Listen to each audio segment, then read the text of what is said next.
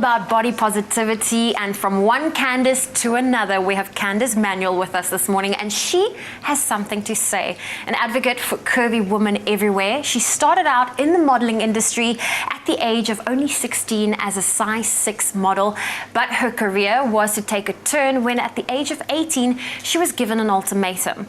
At size 8, she was told to lose the weight or get out. And today, Candice is a confident, unapologetic size 18 who's found inner peace with just the way she is. And I'm so happy you're spreading that message and that you're joining us this morning. Thanks, Zoe. You know what? You shared your story, and I want you to share that again for people that haven't heard it yet. Yeah. You joined the modeling industry as a size 6 at the age of 16. Yes. And you were told at a size 8 to lose the weight. Size 8 is still tiny. Yeah. Well, socially not, I suppose, because when I hit the size 8, they were like, please, can you just drop about 10 kilos? Hopefully not 10 sizes. And then at the age of 18, nobody really wants to be told that because you're still developing into the woman that you are today, I suppose.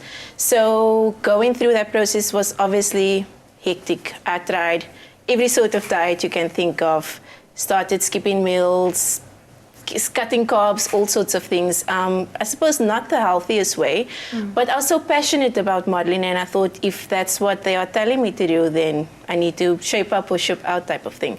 Didn't work out as a regular size model, then went straight into corporate life for about 14 years, but I kind of always knew something was missing. And now you have found that by creating your own platform. I love that you didn't allow someone else or other people's words to get to you. Your flame is still burning. And I think it's absolutely beautiful what you're doing with your platform. Thank you. Now, Candice, as far as the plus size modeling industry is in South Africa, do you think we are there? Do we still need to grow more? What is your take on the industry? I think if you compare to international industry, their sizes are between a 12 and a 14, which would be their plus size models. So South African based, we do go between size 14 to 22.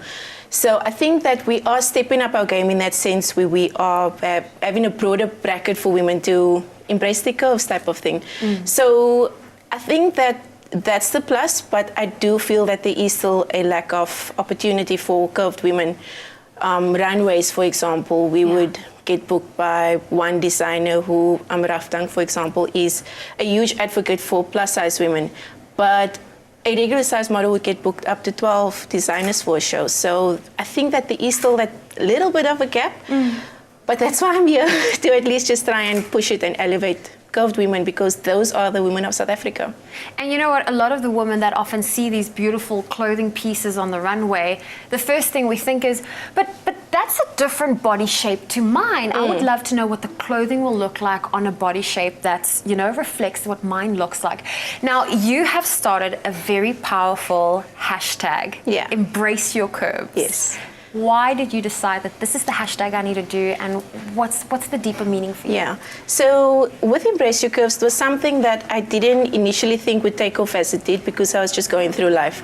I would post pictures on social media where I'm with family at the beach, and women would respond to it and say, I can't believe you just did that, like you posting a picture in a two-piece bather, the cellulite, the stretch marks. And I would be quite concerned and think like, what has that got to do with me as a woman? I noticed then that was causing some sort of inspiration for the women out there and boosting their confidence a bit as well. So when I realized that was the trend happening, I knew that we need to just collaborate with one another and share one another's stories, because that's what women need. I think it's absolutely cool. I mean, talk us through what we are seeing on screen right now. So with this video, when I created it, I needed to spread a message without saying anything. So, which was why I just walked down the street, removing all the barriers, because plus size women tend to be these high-waisted tight Spanx, and it's so uncomfortable. Why are we doing that to ourselves? Just let it go and be who you are. I find it always so beautiful, and when people are just so confident in their own bodies, and I always admire the ladies in the gym that will walk from the shower to their locker without their towel. I'm like, I wish I could do that. I wish I had the confidence to just strut to naked, just there. Yeah. And they're just confident in their own bodies.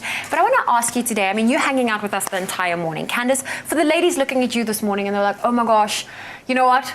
why haven't I done this sooner to myself, or why haven't I accepted everything that I am, what message of inspiration would you like to leave them with? For me, it's we have one life to live. We all created equally by God. So who is anybody else to judge? We live in a world where social media has taken over likes, follows, and that's what the youth are aiming to actually gain their confidence from.